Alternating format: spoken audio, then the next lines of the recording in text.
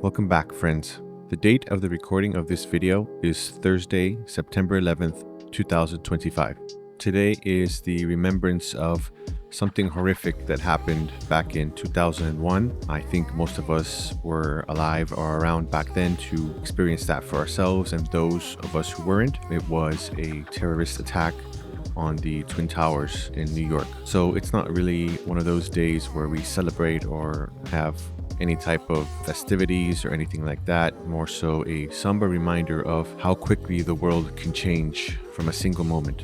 And I bring that up in a sort of example because of what happened yesterday, Wednesday, September 10th, 2025. Yesterday, a political commentator was shot and lost his life because of someone who didn't agree with their perspective on life. For clarity, I don't think there's any good reason at all whatsoever to hurt someone else just because they don't agree with your perspective. One of the reasons we humans are able to live together and create societies is because we each have our own voice and because we have the ability to converse with each other and talk to each other to help communicate how we feel, what we think, and agree upon the certain things that can help us as a society move forward.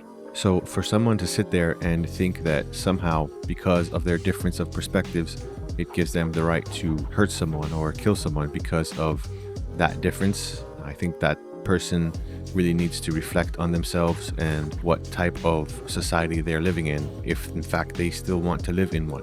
Those type of people with those types of mentality may very well not be fit to live in our society because those ways of thinking are just so very selfish and so very demeaning to what it means to be a human being. Anyways, what does that have to do with gaming, you're asking? Well, the fact of the matter is this incident sort of shocked everyone in every space. It doesn't matter where you're from, who you are, or what type of content you create, but this type of situation has sent shockwaves throughout everyone within the United States and also throughout the world. Charlie Kirk, the commentator who lost his life, wasn't exactly the most extreme person in terms of their political perspectives. And from what I'd seen, he was a very moderate person and very open to sharing other people's opinions. In fact, that was a part of his whole platform, was to be open and willing to listen to the other side and have a dialogue, because his greatest fear was once dialogue ended, there would come a lot more dangerous scenarios afterwards. As much as I'd love to keep this channel just about gaming, and I will in the future, I think moments like these, you have to be honest with yourself and honest with your audience and really reflect on the situations as they happen, because whether we want to agree with other people's perspectives or not, these kinds of situations where things become violent and where someone's life gets taken away, they're going to affect us all in the long run.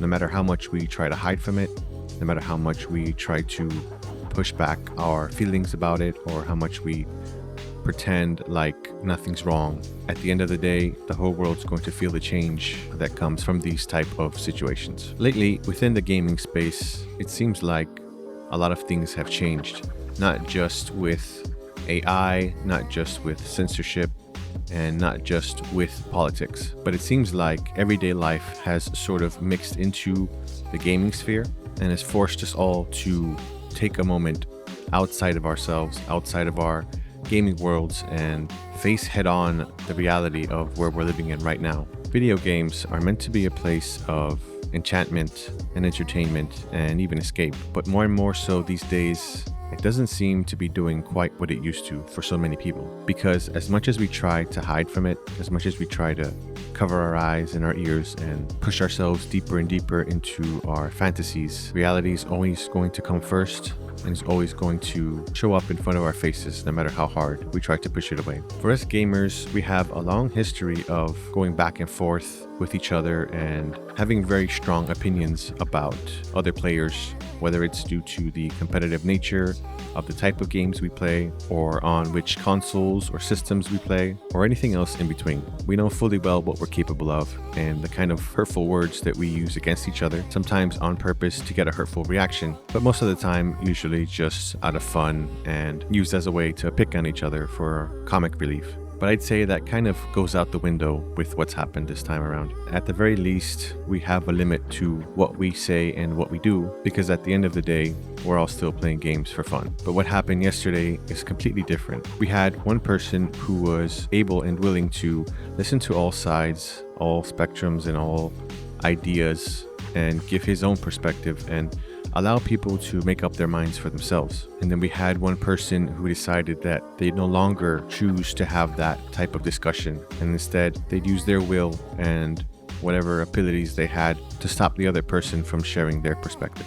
And I just wonder, how are things going to be from now on? Imagine if you're playing some type of competitive game, who knows, Call of Duty, Battlefield, and one day you're having a conversation or an argument with someone online, and they just decided they no longer want to talk to you about it. They no longer want to debate or argue or discuss, but instead they're going to find out who you are, go to your home, and end your life. But nowadays, more so, these things seem to be more frequent, these sort of political violent attacks against people who don't share your beliefs. Now, so many of us, we didn't really know Charlie Kirk personally, but for whatever the case is, and I can't quite put my finger on it, this feels like it hits very close to home. A lot of people, even those who did disagree with Charlie Kirk, are shocked and appalled at what has happened. It feels almost surreal, and in a way, it almost sadistically mimics what happened on 9/11 back in 2001. Not because it was a grand event that took so many lives, but because somebody like Charlie Kirk felt like just a regular, everyday, average person. And if someone like that could be the target of a hateful, despicable, evil act like this, just because they wanted to express their opinion and we're open to hearing other people's opinions, then what's to stop that from happening to any one of us? If we're not allowed to have our freedom of expression, freedom of speech, especially here in the United States, then where can we have it? Is it even something that truly exists? What about security? Are any of us really truly safe? But I think that's also a part of why this happened. That particular despicable person and whatever they stood for wanted us to think exactly these things. They wanted us to see it happen in real time and to be afraid. They wanted us to be afraid to express our beliefs, to share our thoughts, and to fear for our safety. That much is certain. And I'd be lying to you if I said I didn't feel those things for a split moment. I myself happened to watch the video uncensored, and I can tell you that that's going to stick with me for the rest of my life. And although I myself didn't know Charlie Kirk personally, somehow, in some way, it feels like I've lost somebody close to me. I may not have gone to any of his rallies or events, or talk to him personally. But again, a family man like Charlie Kirk, who is pretty much the prime example of just a regular everyday man who has a family, a wife and kid, feels like someone we all know. And as far as gaming goes in this scenario, you begin to notice a lot of interesting things from the gaming community. Obviously, it's not just directly related to gaming community as a whole, but so many people, including content creators within the gaming space, seem to have taken some kind of weird joy from watching this thing happen. And you've seen a lot of posts on places like Twitter, X, or other places like Blue Sky and all over social media, where people are celebrating and cheering the death of someone they didn't agree with.